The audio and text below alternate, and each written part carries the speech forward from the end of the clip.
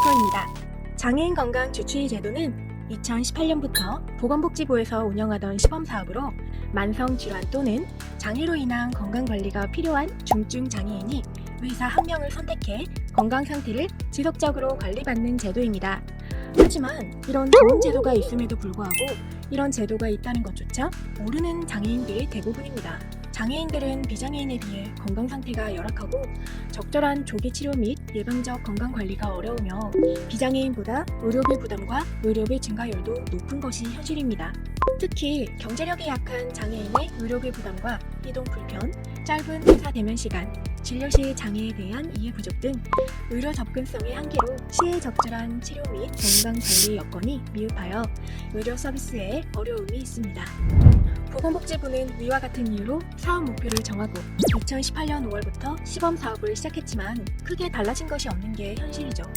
2년 동안 이 서비스를 이용한 장애인은 고작 1,146명에 불과했습니다. 21년 9월부터 3차 시범 사업 기간인 지금까지도 이용률 변화는 거의 없습니다. 가장 큰 문제는 이런 좋은 제도를 장애인뿐만 아니라 병원 관계자조차도 몰라도 너무 모른다는 겁니다. 장애인들이 알고 찾아가도 병원 측에서 모른다고 하고 병원에서 사업을 하더라도 장애인들이 몰려서 이용 못하죠. 그래서 병원은 또 사업을 중단하고 거의 악순환이죠. 잘 될 수가 없습니다. 또 복잡한 행정 절차도 한몫해서 활동 의사가 중도에 포기하는 일도 생깁니다. 장애인 건강 주치의가 되면 의료진은 자신이 진료한 장애인을 건강보험공단과 건강보험심사위원 홈페이지에 각각 따로 등록해야 합니다. 그리고 장애인 건강 주치의 병원은 중증 장애인 방문을 위해 이동식 경사로, 엘리베이터 등을 설치해야 합니다.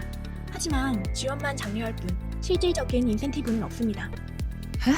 결국 의료진 입장에서 장애인 주치의 제도는 수고스럽기만 할 뿐 별 이득이 없는 제도인 셈이라는 거죠. 좋은 사업이면은 틀림없습니다. 다만 갈 길이 조금 멀 뿐. 이에 해당 기관에서는 1에서 2단계 시범사업의 실패로 3단계 시범사업에서 개선사항이 추가되었습니다. 장애인 건강 주치의를 경험해본 이용자들의 만족도는 상당히 높다고 합니다. 인구 노령화가 급속하는 가운데 65세 이상 장애인구는 전체 장애인의 49.9%, 장애인구는 초고령사회 기준을 이미 훌쩍 넘겼습니다. 소득 보장과 함께 의료 보장에 대한 욕구는 10년 넘게 30%의 욕구를 꾸준히 보이고 있고 장애인이 나이가 들면서 의료 보장과 건강 관리에 대한 욕구는 더욱 커질 것으로 전망합니다. 따라서 여러 문제들의 다양한 개선 방안을 적극적으로 모색하고 나아가 피선적인 서비스의 제공으로부터 벗어나 장애인의 개개인 욕구에 맞는 의료 지원을 하는 것은 대한민국이 선진국으로 한 발 나아가는 데 더욱더 앞장설 것이라고 봅니다. 장애인 건강 주치의 제도 3단계 내용이 궁금하시다면 더보기란에 주소를 남겨놓을 테니 참고해주세요. 이상 장애 팩트 체크였습니다. 감사합니다.